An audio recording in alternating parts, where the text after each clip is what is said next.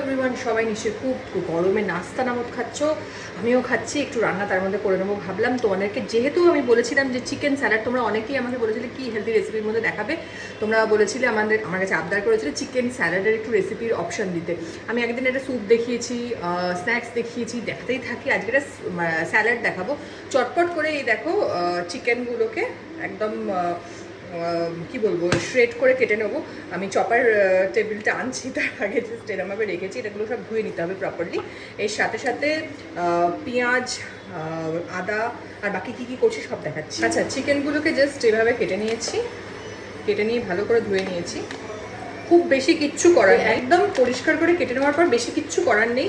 Just পেঁয়াজটা কেটে নিয়েছি আর এখানে আদা আর রসুনটা কি করব এবার আমি দেখাচ্ছি। জাস্ট এইটাকে এবার একটু সেদ্ধতে বসিয়ে দেবো, তারপর বাকিটা দেখাচ্ছি। যেমনটা বলেছিলাম যে একটা তোমাদেরকে ডিনারের রেসিপি দেবো এবং তোমরা চেয়েছিলে স্যালাডের কোনো রেসিপি দেখাতে। তো প্রথমেই এই চটজলদি চিকেনটাকে সেদ্ধ করে নিলাম। আমরা এই স্যালাডটা যদি ডিনারে খাই দুজন মতো খেতে পারবো। 75 গ্রাম মতো চিকেন আমরা নেব পার হেড। লঙ্কা আর রসুন শুকনো খোলায় একদম মানে সেঁকে নেবো বা পুড়িয়ে নেবো। ওটা যদি তোমরা ডিরেক্ট আগুনে পোড়াতে পারো তাহলেও ভালো হবে। তারপর এই তাওয়াটা, হাসিও পায়, তাওয়াটা মা যত্ন করে তুলে রেখেছে।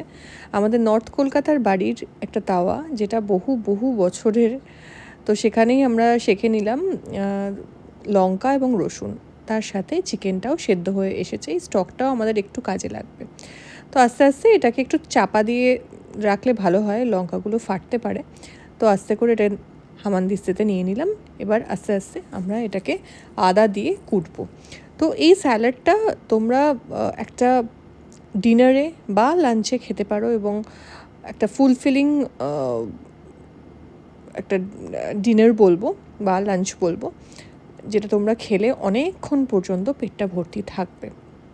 আমার পেশেন্ট যারা আছো, যদি তোমরা দেখো, তোমরা কিন্তু এটা খেতে পারো। তার সাথে সাথে বাকিদেরকেও বলবো খেতে। জাস্ট এই যে এটা রয়েছে, এটাকে দিয়ে দেবো। ঠিক আছে, এই যে মশলাটা রয়েছে যেটা আমরা ক্রাশ করলাম, সেটাকে দিয়ে দেবো। এর সাথে পেঁয়াজটা একটু বেশি হয়ে গেছে, ঠিক আছে, অসুবিধা নেই, পেঁয়াজটা দিয়ে দেবো। আর একটু স্প্রিং অনিয়ন দিয়ে দেবো।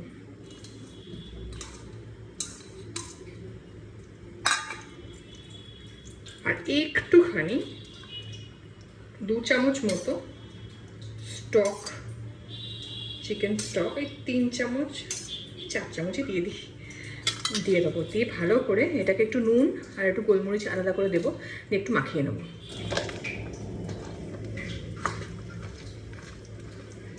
এটা কিন্তু নো অয়েল একটা স্যালাড, যেটা তোমরা ডিনারে এবং যদি চাও দুপুরবেলাও খেতে পারো, ডিনারেও খেতে পারো। বেস্ট হয় ডিনারে খাও, আর সন্ধেবেলা খেতে পারো।